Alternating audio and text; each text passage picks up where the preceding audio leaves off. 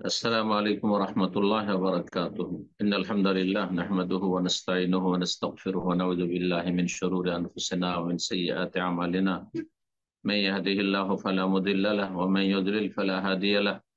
وأشهد أن لا إله إلا الله وحده لا شريك له وأشهد أن محمدا عبده ورسوله صلى الله تعالى عليه وعلى آله وصحبه وسلم تسليما كثيرا. أما بعد, সম্মানিত শ্রোতা দর্শক মন্ডলী যে যেখান থেকে আমাদের সাথে যুক্ত হয়েছেন, আল্লাহ রব্বুল আলমিনের প্রশংসা এবং রাসূলুল্লাহ সাল্লাল্লাহু আলাইহি সাল্লামের প্রতি সালাত ও সালামের পর আজ রবিবার 8ই জমাদাল উলা 1446 হিজরি মোতাবেক 10ই নভেম্বর 2024 আমাদের ধারাবাহিক আলোচনা ফিকহুস সালাতের পর্ব নম্বর 59। বিষয়বস্তু সলাতুল জানাজার বিশেষ একটি ছোট্ট বিষয়, তা হচ্ছে মাইয়াতের কাফন, তাকফিনুল মাইয়াত, মাইয়াতের কাফন। এ সম্পর্কে কয়েকটি বিষয় নিয়ে আলোচনা হবে। প্রথম, মাইয়াতের কাফন কার দায়িত্ব, কোথা থেকে তার ব্যবস্থা করতে হবে, কার পয়সা দিয়ে। আর তারপরে কাফন দেওয়ার পদ্ধতি, পুরুষ নারীর ক্ষেত্রে কয়টি কাফন লাগবে, এবং তার সাথে কাফন সংক্রান্ত বিভিন্ন মাসাইল। তো দেখা যাক, প্রথম লেখক বলছেন তাকফিনুল মাইয়াত, মাইয়াতের কাফন প্রদান করা, মাইয়াতকে কাফন দেওয়া। প্রথম বিষয় হচ্ছে এই কাফন কোন সম্পদ থেকে ব্যবস্থা করা হবে। বলছেন ইয়াজিবু তাকফিনুল মাইয়িত মিন মালিহি, সর্বপ্রথম মৃত ব্যক্তির কাফনের ব্যবস্থা করতে হবে তার যদি নিজস্ব সম্পদ থাকে সেখান থেকে। জীবিত অবস্থায় যেমন নিজের পয়সা দিয়ে কাপড় বস্ত্র পরিধান করত, ঠিক তেমনি ইন্তেকাল পরেও একই অবস্থা। নিজস্ব সম্পদ যদি থাকে তাহলে প্রথম কাজ হচ্ছে তার পরিত্যক্ত সম্পদের মধ্য থেকে তার কাফনের ব্যবস্থা করা। এমনকি ঋণ কর্জা তার উপর থাকে, তা আদায় করার আগে কাফনের খরচের ব্যবস্থা করা, সেটা কম হোক আর বেশি। কিন্তু আমাদের দেশের মানুষরা বড়ই ভুল করে থাকে। কাফন, গরিব হোক আর আমির হোক, গ্রামের যে বাইতুল মাল রয়েছে, আহ আপনার দান সাদাকা রয়েছে, অথবা বিভিন্ন যে পয়সাগুলো ফান্ড গুলো রয়েছে সরদার মন্ডলদের কাছে, সেগুলো থেকে কাফনের ব্যবস্থা করা হয়ে থাকে অনেক এলাকায়, যতটা আমি জানি। এটি মোটেই জায়েজ না এইভাবে। হ্যাঁ, গরিবদের জন্য ঠিক আছে, কিন্তু যারা সচ্ছল ব্যক্তি, যাদের নিজস্ব ধন সম্পদ আছে, ধন সম্পদ থেকেই তার কাফনের ব্যবস্থা করতে হবে, তাতে তার সম্মান রয়েছে এবং এটি হচ্ছে শরীয়তের বিধান। বলছেন লেখক ফাইনলাম ইয়াকুল্লাহু মাল, তার যদি ধন সম্পদ না থাকে তাহলে কোথা থেকে ব্যবস্থা করা হবে। বলছেন ফাআলা মান তানজামুহু নাফাকাতুহু মিনাল উসুল ওয়াল ফুরু, তাহলে দেখতে হবে যে ওই মৃত ব্যক্তির ভরণ পোষণের দায়িত্ব কার উপর ছিল। তার ওপর দিকের লোকদের হোক, আত্মীয়, যেমন বাবা, দাদা, ওপরে যারা আছে, অথবা নিচের হোক ছেলে, ছেলের ছেলে, মেয়ের ছেলে ইত্যাদি, তাদেরও ফরজ। তারাও যদি না দেয় অথবা না থাকে তাদের কাছে, তখন বাইতুল মাল থেকে, তখন সরকারি ফান্ড থেকে, মুসলিম সরকার সেখানে ফান্ড রাখতে পারে, অথবা জনকল্যাণমূলক কোনো ফান্ড থাকতে পারে, সেখান থেকে করা যেতে পারে। যেখানে মুসলিম সরকার উদ্যোগ নিচ্ছেন না, অথবা মুসলিম দেশে বসবাস করছেন, আপনার খরচ রয়েছে, তখন সেটা দান সাদাকার বাইতুল মালে যে ফান্ড রয়েছে সেখান থেকে তখন বহন করা হয়। তারপরে দ্বিতীয় বিষয় সেফাতু তাকফিনুল মাইয়াত, মাইয়াতকে কাফন দেওয়ার পদ্ধতি। বলছেন ইউসান্নু আন ইউকাফফানা আর-রাজুলু ফি সালাসি লাফাইফ বিদিন জাদীদাতিন, সুন্নত হচ্ছে পুরুষ ব্যক্তিকে তিনটি আবরণ দ্বারা, যাতে গোটা শরীর ঢাকে,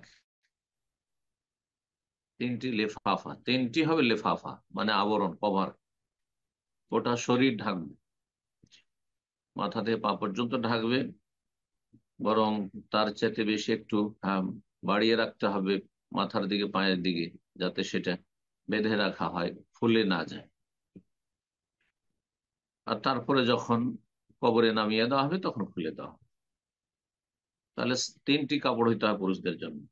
সেই কাপড়গুলি বিদিন সাদা হওয়া হচ্ছে সুন্নাত। সাদা হওয়া সুন্নাত, ওয়াজিব নয়। আজকাল মানুষের অভাব নেই, সেজন্য সাদা, কিন্তু যে কোনো রঙের কাফন জায়েজ রয়েছে। অভাবের সময় যে কোনো জায়েজ রয়েছে, এমনিও সুন্নাত। অভাব নেই, তারপর রঙিন কাপড় দিয়ে কেউ যদি কাফন দেয়, জায়েজ আছে। জীবিত মৃত্যু সর্ব অবস্থায় সাদা কাপড় উত্তম।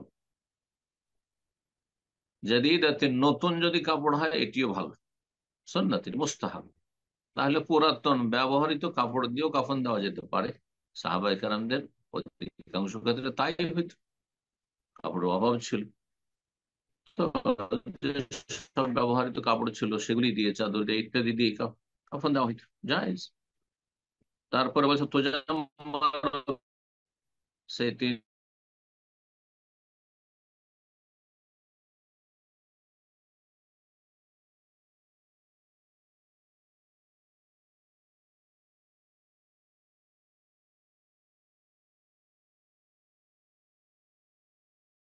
তিনটি কাপড় কে একটিকে আরেকটির ওপর বিছিয়ে দেওয়া হবে। তাহলে তিনটি কাপড় সমানভাবে বিছিয়ে দেওয়া হবে। আর তারপরে তাতে কিছু আহ, আতর সুগন্ধি ছিটিয়ে দেবো।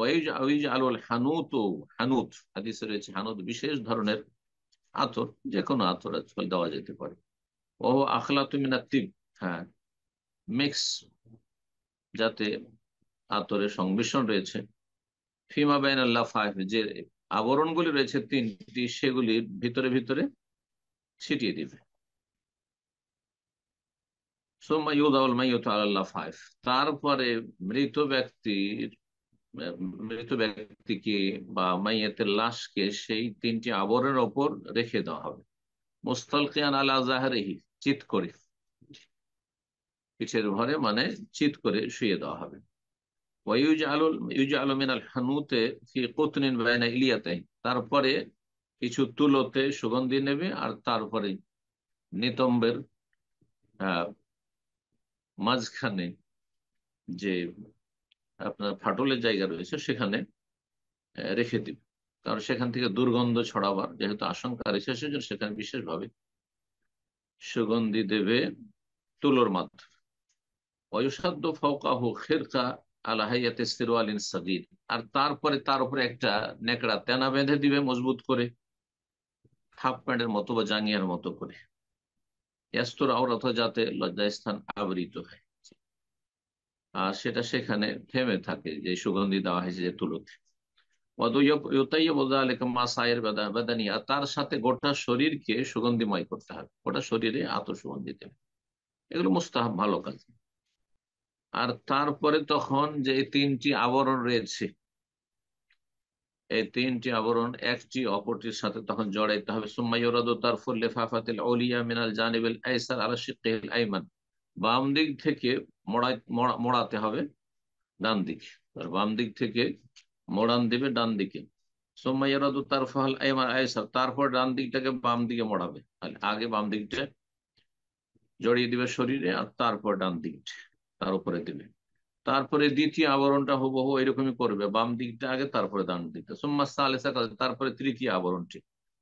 ওয়ায়ুজআলুল ফাযল ইনদা রাসিহি আও ইনদা রাসি আও রিজলাইহি ইন জাদ, আর তারপরে অতিরিক্ত এই আবরণ যে অতিরিক্ত বেড়ে আছে সেটা মাথার দিকে যদি বেশি থাকে ভালো, আর যদি দুই দিকে সমান থাকে তাও কোনো অসুবিধা নেই।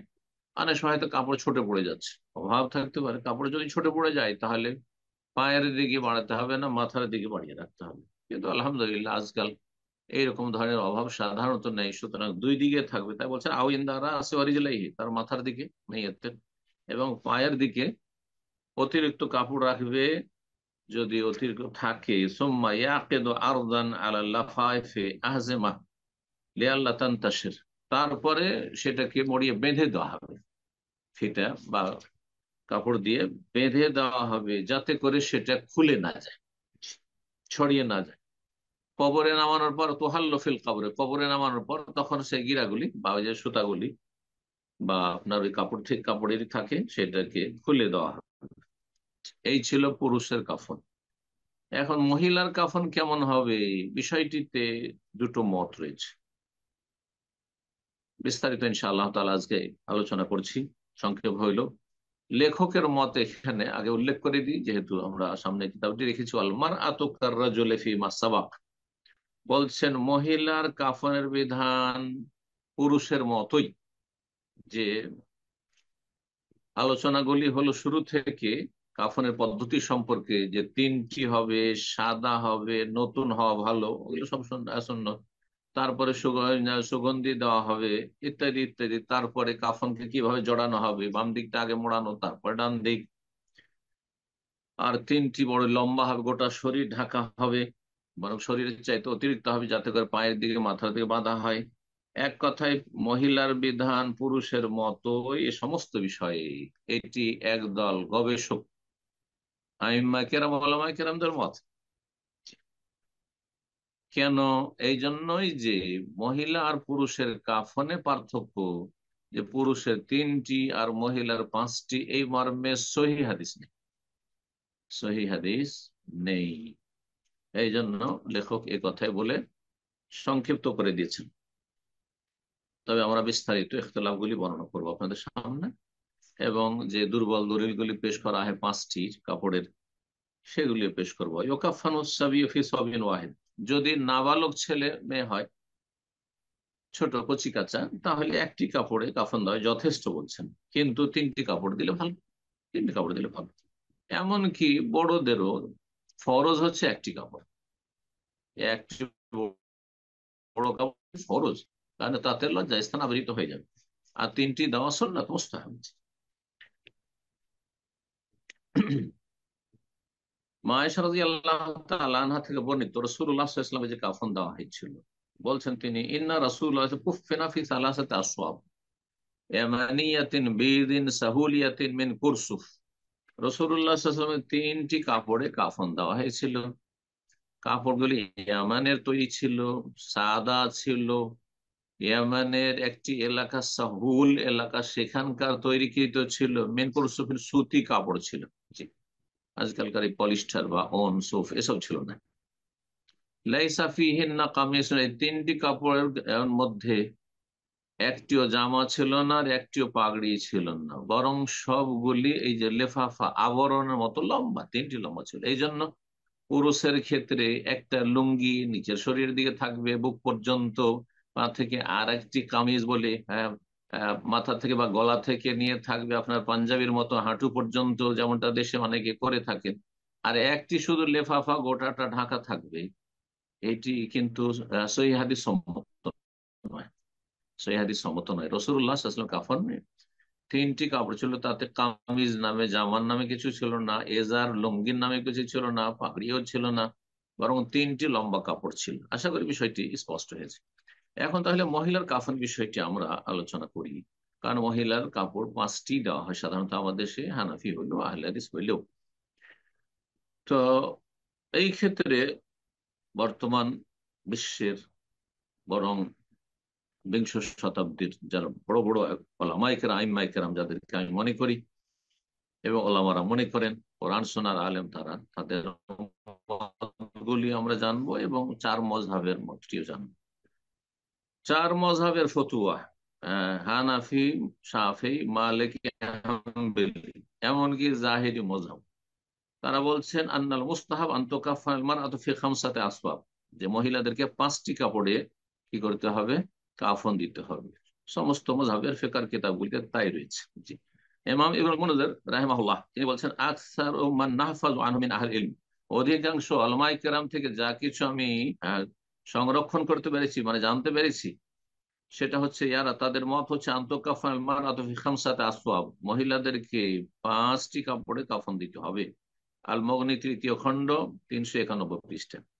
প্রখ্যাত তাবি আতা রাহিমাহুল্লাহ বলছেন, তুকাফফাল মারাত ফি সালাসাতি আসওয়াব, তার মত, তাবেই, মক্কার তাবি প্রখ্যাত আতা ইবনে আবি রাবাহ, তিনি বলছেন মহিলাদেরকেও তিনটি কাপড়ে কাফন দিতে হবে। মুসান্নাফ আব্দুর রাজ্জাকের 3য় খণ্ড 273 এর মতোই, আর না হলে 5টি কাপড়।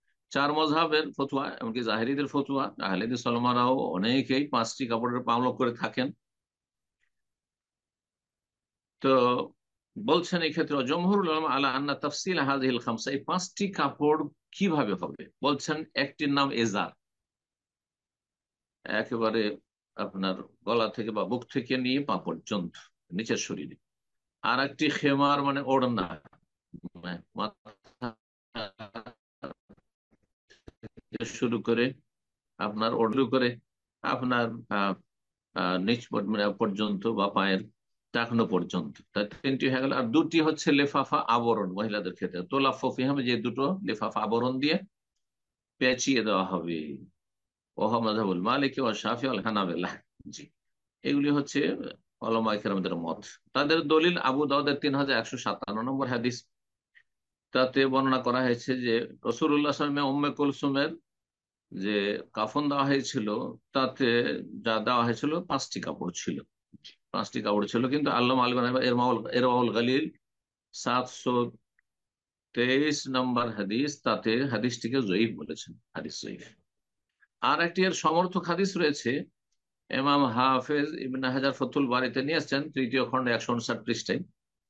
উম্মে আতিয়া রাদিয়াল্লাহু তাআলা আনহা থেকে ইমাম জাওজাকি বর্ণনা করেছেন হাদিসটি।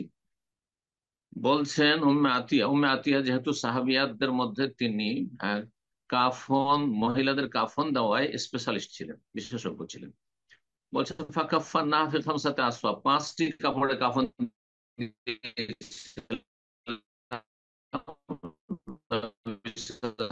মেয়েকে। ওয়াখাম্মারনা, জীবিত মহিলাদের ওড়না দেওয়া হয়, খেমার দেওয়া হয়। এবং হাফিজ হাদিসের সনদ থেকে সহিহ বলেছেন, ইমাম নাওয়ী হাসান বলেছেন, কিন্তু অন্যরা জয়ীফ বলেছেন। তাহলে এই 2টি হাদিসকে অধিকাংশ ওলামারা, মুহাদ্দিস যারা হাদিস বিশারদ, তারা জয়ীফ বলেছেন। ইমাম ইবনে কুদামা বলছেন 5টি কেন মহিলাদের ক্ষেত্রে, বলছে ইন্না মুস্তাহাব বাযালিকা, 5টি দেওয়া মুস্তাহাব মহিলাদের ক্ষেত্রে, ওয়াজিব নয়, মুস্তাহাব। কারণ লিআন্নাল মারাতা তাজিদু ফি হালি হায়াতিহা আলা রাজুল ফি সিতরি লিজিয়াদাতি আওরাতিহা আলা আওরাতিহি, কারণ মহিলারা তাদের জীবদ্দশায় পুরুষের চাইতে বেশি তাদের পর্দা রয়েছে। হ্যাঁ, কারণ তাদের লজ্জা স্থান আবৃত করার বিষয়টি বেশি গুরুত্বপূর্ণ। তারপরে তাদের লজ্জা স্থান বা আওরত হচ্ছে মাথাতে পাপন, গোটা শরীর হচ্ছে আলমারা তো আওরা। কিন্তু পুরুষদের না, পুরুষদের নাভি থেকে নিহাঁটু পর্যন্ত হচ্ছে আওরত, ঢেকে রাখার অংশ। কাযালিকা বাদাল মত, এইরকম ইন্তেকালের পরেও পুরুষদের মতো 3টি নয়, বরং 5টি হইতে হয়। মগনী 3য় খন্ড 391 পৃষ্ঠায়। শাইখ ইবনে বাজ রাহিমাহুল্লাহ, জি, বিংশ শতাব্দীর সারা বিশ্বের সবচেয়ে বড় ইমাম আলেম, তাকে জিজ্ঞাসা করা হয় যে কাইফা ইউকাফানু রাজুলু ওয়া কাইফা ইউকাফানুল মারআ, মহিলা পুরুষকে কেমন ভাবে কাফন দেওয়া হবে। তিনি বলছেন আল আফজাল, উত্তম হচ্ছে ইউকাফানা রাজুল ফি সালাসাতি আসওয়াব, পুরুষকে 3টি কাপড়ে কাফন দেবে, সেটি উত্তম। তাহলে যেমনটা বললাম যে ওয়াজিব হচ্ছে একটি, সাদা হওয়া উত্তম, লাইসা, তাতে কামিজ হবে না, জামা নামে কোনো কিছু হবে না, পাগড়ি হবে না, এটি হচ্ছে উত্তম, বরং সবগুলি বড় বড় থাকবে। আর মহিলাকে 5টি টুকরো কাপড়ে কাফন দেবে, একটি হচ্ছে এজার নামে, একটি কামিজ, একটি খেমার, আর 2টি আবরণ। জি, 5টি হয়ে গেল। তারপরে বলছে ওয়াইন কুফিনাল মাইয়িত ফি লিফাফাতিন ওয়াহিদা সাতিরা, কিন্তু কোন মাইয়িতকে, পুরুষ হোক আর নারী হোক, যদি একটি লম্বা আবরণ দেওয়া হয় যা গোটা শরীর ঢেকে নিচ্ছে, তাহলে জায়েজ, জাযা সাওয়ান কানা রাজুলান আও ইমরাতান, পুরুষ হোক আর নারী হোক। ওয়াল আমরু ফি যালিকা ওয়াসি, এই বিষয়ে দিনের বিধানে প্রশস্ততা রয়েছে। মজমু ফাতাওয়া ইবনে বাজ 13তম খণ্ড 13 খণ্ড 127 পৃষ্ঠা। সৌদি আরবের লাজনা দাইমা, স্থায়ী যে ফতোয়া কমিটি রয়েছে, তার ফতোয়া কিতাবি আকারে ছেপেছে 3য় খণ্ড 363 পৃষ্ঠায়। বলছেন ওয়াল মারআতু ইউবদাউ তাকফিনা বিল ইজার, মহিলাদের কাফন শুরু হবে এজার দিয়ে, আর তারপরে কামিজ শরীরে, তারপরে হবে তার একটা কেনা ঢাকনা মানে খেমার, ওড়না হবে ওটা সরিয়ে, তারপরে দুতলা লেফাফায় 2টো আবরণ হবে, লেফাফা। একদল ওলামায়ে কেরামদের ফতোয়া এটি, লাজনা দাইমা স্থায়ী কমিটি ফতোয়া। শাইখ ইবনে বাজ হয়ে গেল, তাহলে লাজনা দাইমার ফতোয়া হয়ে গেল। শাইখ ইবনে উসাইমিন রাহিমাহুল্লাহ খুব সুন্দর কথা বলছেন। তিনি বলছেন ওয়াকাদ জাআ ফি জাআলি কাফানিল মারআতি খামসাতা আসওয়াব হাদিসুন মারফু, মহিলাদের পাঁচটি বা নারীর পাঁচটি কাপড়ে কাফন দেওয়ার ক্ষেত্রে মারফু হাদিস এসেছে, ইল্লা আন্না ফি ইসনাদিহি নাযারান, তবে তার সনদে সন্দেহ রয়েছে। কেন? লিআন্না ফিহি রাউয়ান মাজহুলান, তাতে একজন অজ্ঞাত পরিচয় বর্ণনাকারী রয়েছে। এই জন্য কিছু ওলামায়ে কেরামগণ বলছেন, গবেষকগণ, ইন্নাল মারআতা তুকাফানু ফিমা ইউকাফানু বিহি রাজুল, যেমন পুরুষকে তিনটি কাপড়ে কাফন দিবেন তেমনি নারীকেও তিনটি কাপড়ে কাফন দিবেন, এ কথা বলছেন। বলছেন ওয়াহাদাল কাউল ইযা লাম ইয়াসহিল হাদিস ওয়া হুয়াল আসাহ, যদি হাদিস আসলে সহি না হয় তাহলে তিনি নিশ্চিত না যে হাদিস সহি, মানে তিনি বলছেন হাদিস যদি সহি না হয় তো এই উক্তিটি যে পুরুষ নারীর কাফন হচ্ছে একই রকম, এইটাই বেশি সহি মত, বেশি বিশুদ্ধ মত। কেন? কারণ নারী আর নর নারীর বিধান শরীয়তে একই রকম, যেমন সালাতের বিধান, সিয়ামের বিধান, সবকিছু শরীয়তের বিধিবিধান আসল হচ্ছে পুরুষ নারী সমান। লিআন্নাল আসলা তাসাউয়ুর রিজাল ওয়ান নিসা ফিল আহকামিশ শরিয়্যা, শরীয়তের বিধিবিধানের ক্ষেত্রে নারী পুরুষ সমান। ইল্লা মা দাল্লা দালিল আলাইহি, তবে যদি দলিল দ্বারা কিছু ব্যতিক্রম প্রমাণিত হয় সেটা ভিন্ন বিষয়, না হলে আসল ফাল আসল আন্নাহুমা সাওয়া, নারী পুরুষ সমান। সুতরাং বলবো, তিনি ওয়ালা হাযফা নাকুল ইন সাবাতাল হাদিস, যদি হাদিস সাব্যস্ত হয় বেতাকফিরান মারাত ফি হাযিল আসওয়াবিল খামসা, যে পাঁচটি কাপড়ে নারীকে কাফন দিতে হবে, ফাওয়া কাযালিক, তাহলে এটা ঠিক আছে, মেনে নেবো তাহলে। কিন্তু হাদিস কি সহি? সন্দেহপূর্ণ। ওয়াইন লাম ইয়াসবুত, আর যদি হাদিস সুসাব্যস্ত না হয়, সহি না হয়, ফাল আসল, আসল হচ্ছে তাসাউয়ুর রিজাল ওয়া নিসফি জামিল আহকাম, সমস্ত বিধিবিধানের ক্ষেত্রে পুরুষ নারীর বিধান সমান। ইল্লা মা দাল্লা আলাইহি দালিল, দলিল ছাড়া পার্থক্য করা যাবে না। আশারুল মুমতে, পঞ্চম খণ্ড, 224 পৃষ্ঠা। তো আশা করি বিষয়টি বুঝতে পেরেছেন। এই জন্য গবেষক ওলামারা এবং আহলে হাদিস ওলামারা অনেকেই, বরং অধিকাংশ বলছেন যে পুরুষ নারীর কাফনে কোনো পার্থক্য নেই। কেউ যদি অতিরিক্ত দেয়, দিলে দিতে পারে, কিন্তু দলিলের দিক থেকে সেটি মজবুত শক্তিশালী মত নয়। এখন কয়েকটি মাসাইল আর কাফন সংক্রান্ত বলছেন, ইয়াজুজু তাকফিনুল মাইয়িত বিসাওবিন ওয়াহিদ ইয়াসতুরু জামিয়া বাদানিহি, বিষয়টি এর আগে বলে ফেলেছি কথাতে, যে একটি কাপড়ে কাফন দেওয়া যায়, যদি শুধু একটি কাপড়ে কেউ কাফন দেয় কোনো জায়েজ কাজ করলো না, গোটা শরীর যদি ঢেকে যায়, ওয়াজিব আদায় হয়ে গেল, ফরজ আদায়। যেমন একবার করে যদি উজুর অঙ্গগুলি একবার করে ধৌত করায় তাহলে উজু হয়ে গেল, উজু হয়ে গেল। তিনবার করে, দুইবার করে হচ্ছে সুন্নাত মুস্তাহাব। যারা আল্লাহ রাস্তায় শহীদ হয়েছে, সশস্ত্র লড়াই গিয়ে শহীদুল মারেকা, বলছেন ইউদফানু ফি সিয়াবিল ইউস্তুশিরা ফিহা, যেই কাপড় পরে পরা অবস্থায় শহীদ হয়েছে সেই কাপড়েই দাফন করা হবে, যাতে তার শরীর এবং কাপড়ের রক্ত প্রমাণ পেশ করে হাসর মাঠে।